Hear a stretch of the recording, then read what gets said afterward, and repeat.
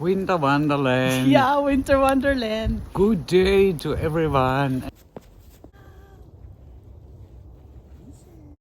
Good day everyone and happy to share you today ang first snow this year 2026. Ang saya talaga namin ni Mister kasama ang aming cute dog fairy princess. Sana ay magustuhan ninyo ang aming video for today. Snow, snow, snow pa more. Winter Wonderland.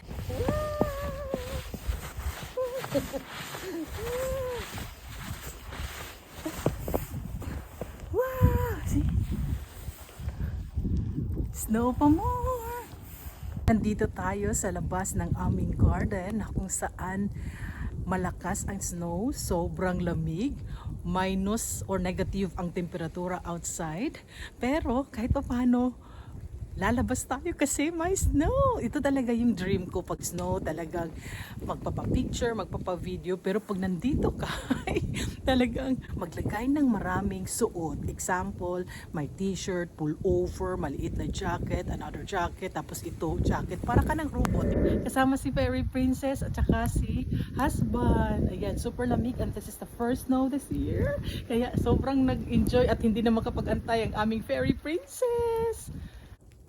Oh my goodness, napakalamig talaga today at nag-snow pa ng malakas. At ito yung first snow this year na kung saan nakaka-happy din kahit papano ay nakalabas tayo kahit minus yung temperatura. Pag nandito ka sa labas ay parang kung dyan sa Pilipinas parang pumapasok tayo sa freezer. Tingnan niyo. Wow! Snow pa more! Tingnan ninyo yung palm tree namin. Ayan. Punong-puno ng snow. And then later, pag mabigat na talaga, ay talagang dapat siya na ganun. Kasi masisira yan pag yung nababalot na ng ice. Lalo na later ay sobrang mag-negative talaga yung temperature. Nakakatuwa. Para akong bata dito sa labas na naglalakad, kumukuha ng mga picture at video kasi first snow this year.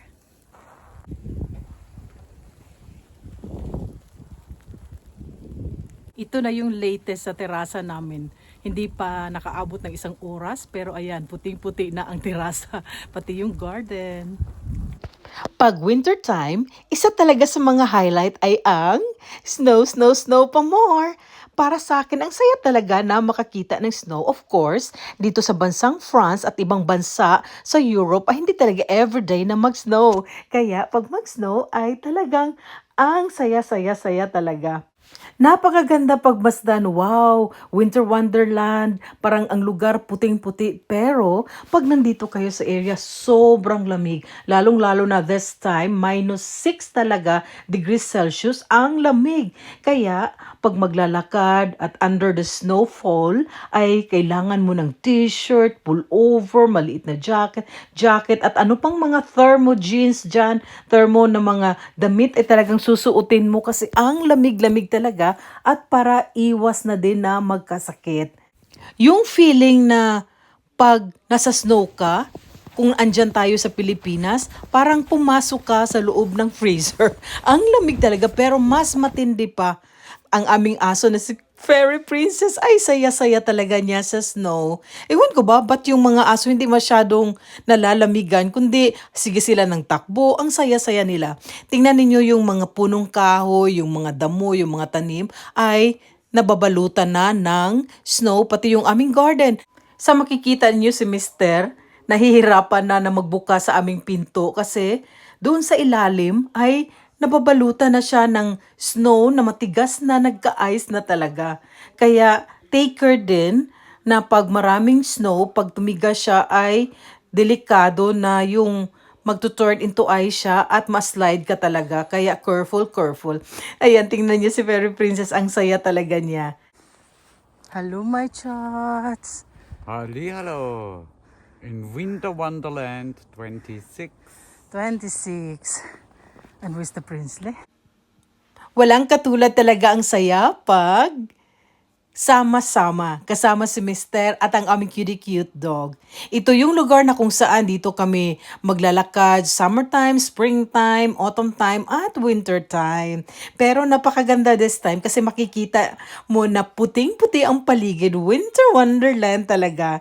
Ito yung area din na kung saan dito kami nagba-bicycle tour with Princess at saka ni Habi. And this time talagang makapal na yung snow. At talagang napakalamig na.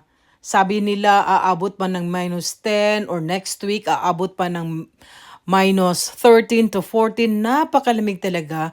Kaya napakaganda talaga tingnan pero on the other side, kailangan mo ring isipin na kailangan keep warm ka din na hindi palaging nasa snow. Gusto ko lang i-share na ito yung daanan namin papunta sa napakalaking farm ng mga mais, ng mga sunflower, ng mga rapeseeds. As in, napakarami talaga yung mga prutas din. Napakarami. So, ito yung area na kung saan gustong-gusto namin maglakad dito kasi walang katao-tao. Tapos, safe yung aso kahit hindi siya nakatali. Ayan, si Fairy Princess, ang saya talaga niya. And then, ayan si Mister. Napaka-peaceful yung area namin dito. Napakaganda at masasabi kong parang paraiso talaga. May lake din dito sa amin at malaking area na makapaglakad ka, makapag-bicycle tour ka. Ganito dito sa amin. Kaya malaking area, makikita mo din na pag may snow, puting-puti ang paligid.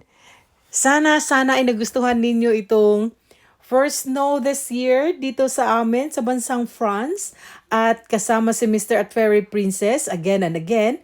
Happy New Year! Happy 2026 at more adventure, more blessings, good health, all the best sa ating lahat at huwag kalimutang manalangin palagi sa Panginoon at God bless us all.